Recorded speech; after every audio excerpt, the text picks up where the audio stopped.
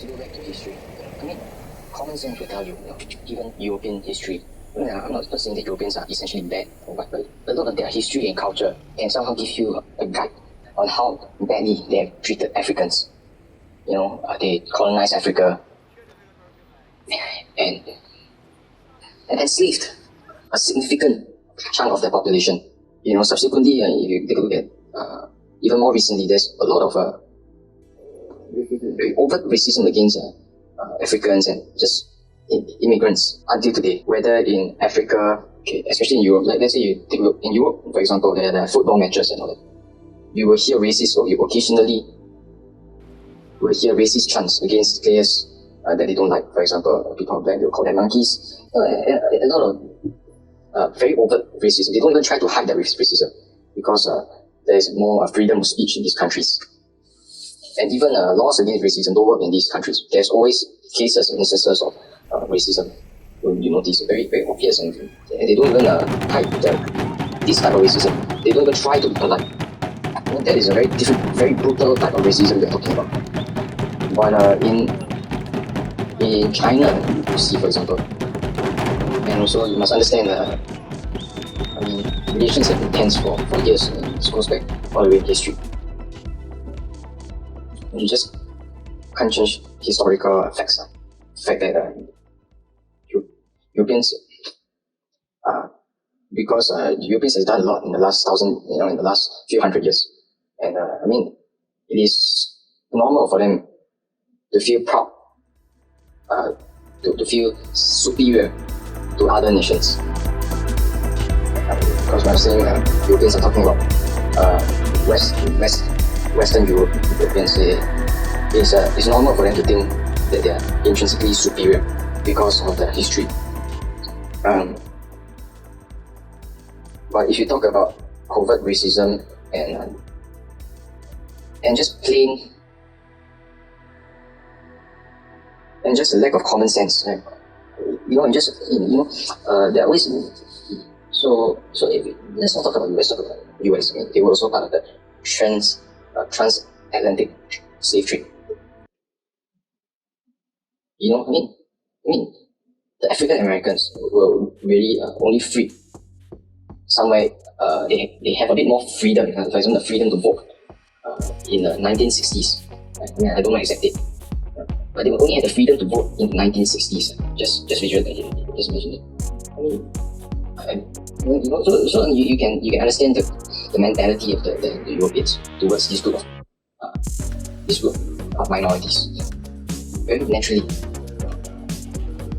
US has many of the white people feel superior to, even if they don't say it, they can give you the bullshit about inclusivity and all that. But due to the upbringing, the media and and just basically their formal education, you can guess. Of course, there are special cases, but in general, they are brought up to believe. Most white Americans white Europeans are brought up to believe that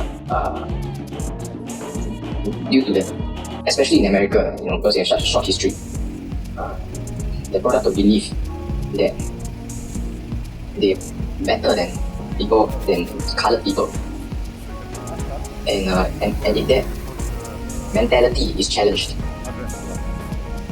they will fight back, right? And if that belief is challenged, they will be very resistant. So in US, you often see, due to the freedom of speech, you tend to see a lot of these Americans just protesting, just showing without just showing their racism without any fear, especially in the South.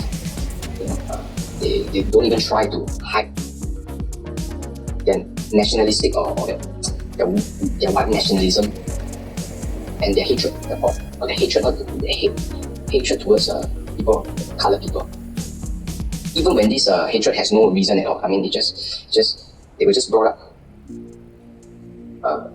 feeling that the coloreds are inferior and shouldn't enjoy the privileges they have. And of course, another side note about white guilt is that the Americans who were the descendants of Europeans, basically took over Native American land.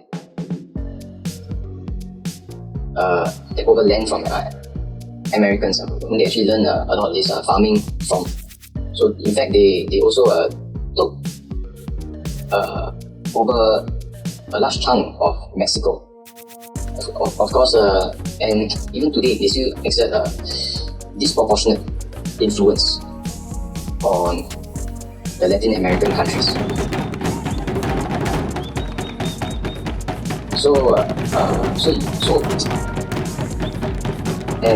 And because of this disproportionate influence on these Latin American countries, I mean, they are not well liked, you can say. Americans in general, at least from a political standpoint, and even people to people, they are not very well liked. Of course, there are always exceptions to this.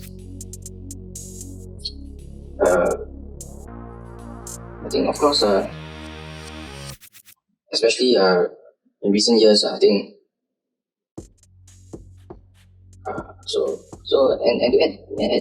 And if you add to the fact that Americans are actually, they're not a very they're a bit ideological.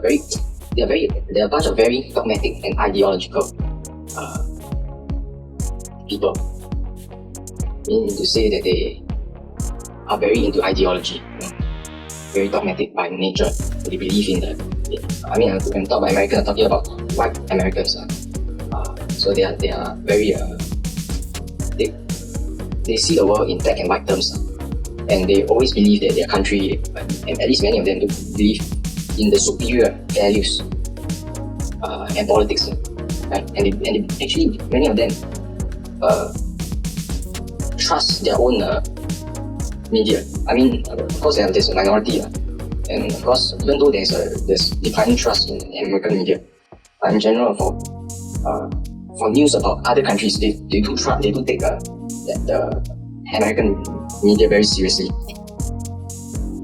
So when you see things from a very white and black lens, very right and wrong lens, you tend to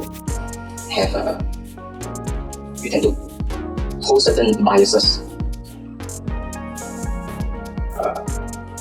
that are unhealthy sometimes. For example, like Africa is poor and needy and all that,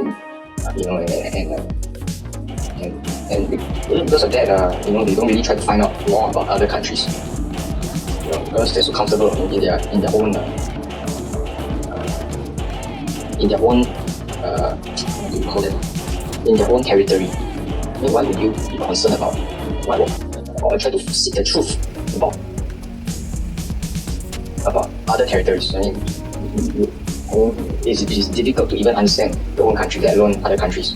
So they don't really try to find out. So whatever they know, they usually learn it from the media, Western media primarily, primarily the Western media. So, and therefore, they do host. Western media actually sometimes can help you form very unhealthy prejudices. About right and wrong, and then therefore their worldview is always very black and white. You're either right or you're wrong, and there's no middle ground or a grey area. So how does this affect how Americans view white Americans view Africans? Because of the certain Western biases and their disability to differentiate to differentiate white from black, their disability to understand grey areas and see things from different perspectives, and they may not have enough knowledge to have a judgment on an issue. They would definitely focus only on the prejudices and biases of Africa, and therefore these prejudices will follow them, basically sticks to them, and then which translates to how they view Africans in general. And of course, besides the NGOs and these perhaps some politicians people like Bill Gates. I think a lot of them probably own a large majority of Americans. White Americans don't really know a lot about Africa. Yeah, and this coupled with this long and brutal history, history in treating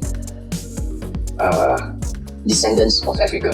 I mean, they naturally have built up certain fences against people who look African, basically people who or colored people, specifically Black Americans. As of China, you can say China probably, although they are a diverse group of people, China used to be China is not a diverse country. Although there are many ethnic groups in China, you can say that China doesn't know majority of Chinese, at least in the past. Before the whole thing about the One Belt One Road, they don't really understand Africa, and they have rarely contact people in Africa. They rarely come to contact with people from Africa. So naturally, they know less about so naturally they know a lot less about African Americans, Black Americans, or just Black people in general. But of course, and what they know about Africans are probably from Chinese media. I mean, Chinese media recently, in the past there was not much coverage, but I think as recently there's more and more coverage about Africans and Chinese media first trying to educate the local the Chinese citizens about this up and coming continent and its people. So, and I think there's quite a high number of Africans going to China. So naturally, there's more awareness now than in the past. But in the past, I think so. A lot of this, racism. I wouldn't say racism. Maybe most of the racism in China against Africans is due to prejudices and even ignorance. Or you can even say it has to do with the lack of. You could even say that they are influenced by the media, Western media as well. So, I would say, but when it comes to a political standpoint, I mean, you should understand that China and Africa since the Mao Zedong time, maybe in the 1960s, 1950s, they have built relationships with with Africa, and they've collaborated even in many infrastructure projects. And during that time, there are more people, there's more political exchange, people-to-people relations, and quite naturally, and during this time in Africa, there's a lot of anti-colonial hatred, so quite naturally, this draw them in, so probably this has forced them to develop ties with China, because China and Africa actually, on a political standpoint, they are countries that are colonized by Europeans and Americans. They naturally have a common enemy. So quite naturally, they gel together better. I mean, politically. As for people to people, because of most Chinese, they do have certain prejudices about Africans. Probably they would think the Africans are, in fact, I would say most of the prejudices stem from this fear. So, in that many Chinese, they are naturally threatened by the physicality of Africans, as well as, you can say, they might think that all these Africans, because they look threatening and so different from us, they might be dangerous. I mean, quite naturally, you have when you see something that looks so I cannot say it's for majority, but I think quite naturally, when you see somebody who is different from you, and you never see, and you are less aware of the existence of such people, you have fences against these people. But mostly fear rather than hatred, or So it's mostly from an ignorance and fear standpoint, and not really and not really because they are racist. You know what I mean? Chinese people know very little about Africans. The only thing they know is that Africans, they look like very scary people. The big, what if they rob me, right? That's all. Or what if even though I'm in home territory, but these guys, they look scary, and they may have prejudices about Africans due to the color of their skin. Because traditionally, people who in China, people who have darker skin are thought to be poorer. They're thought to be farmers, and the people and usually the elites are fairer looking, at least historically in China. So they might have this prejudice that Africans are poor and dangerous. Africa is a dangerous country, and all that. So these prejudices have started to come down in recent years. So most of this fear of this is not so much of hatred. It's nothing to do with racial hatred, or nothing to do with the fear of their land being invaded, or the fear of Africans taking over their territory, or fear of Africans trying to attack them, or the Africans trying to take revenge, take revenge on them. So Chinese mentality is really a lot about fear and ignorance. It's a lot about ignorance, and then so compared to the American American prejudices are far deeper. And one thing about America and Europe is that you have more freedom of speech. And because they are, so people tend to say what they feel. They don't hold back. Insulting another person, they don't hold back at all. But China, because of there is more collectivism and collective thinking, and more, you don't want to be behaving badly in a big group of people. You want to conform. In China, people tend to conform, and therefore they are not so, they tend to conform to certain societal norms, and therefore to insult somebody,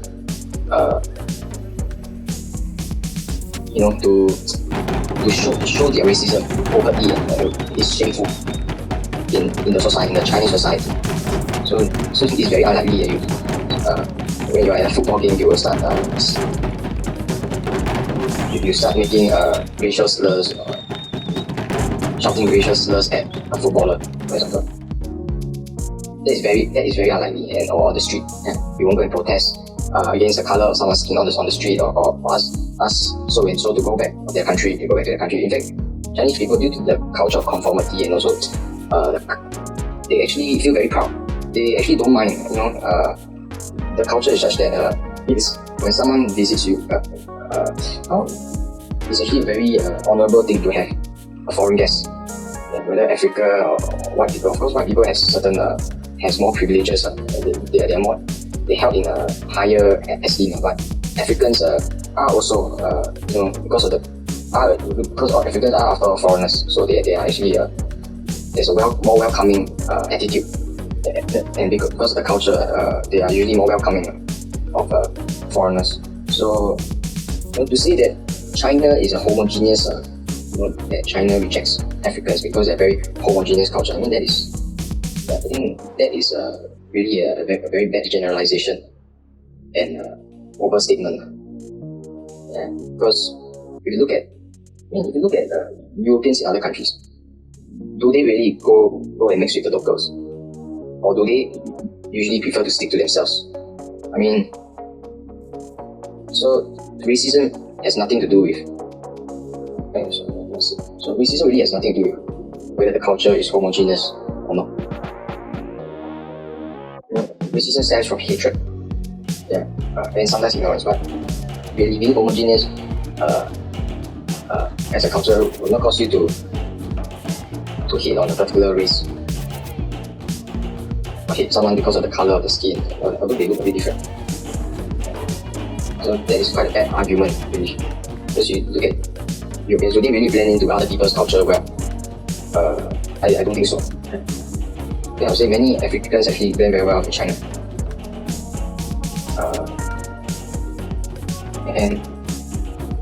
And there are also many Chinese who can blend very well in Africa by being more open and more culturally aware. Back China just 50 years ago, they were poorer than many African countries. Yeah. So between them, there are no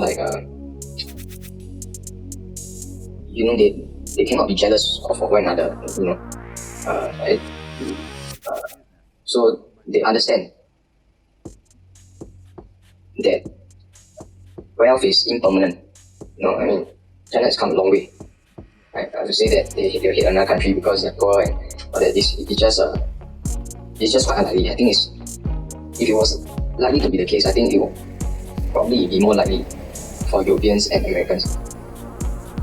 Only because there is a huge wealth gap and financial gap. But for China, because of the history, this has nothing to do with but this really has a lot to do with the history. History can shape many things. So for China, because of the rapid acceleration of wealth, of course, they suddenly feel. Of course, if you ask China now, most of the Chinese people will feel that they're slightly better than the Africans. Yeah, but you must understand, because they only got rich in the last few years.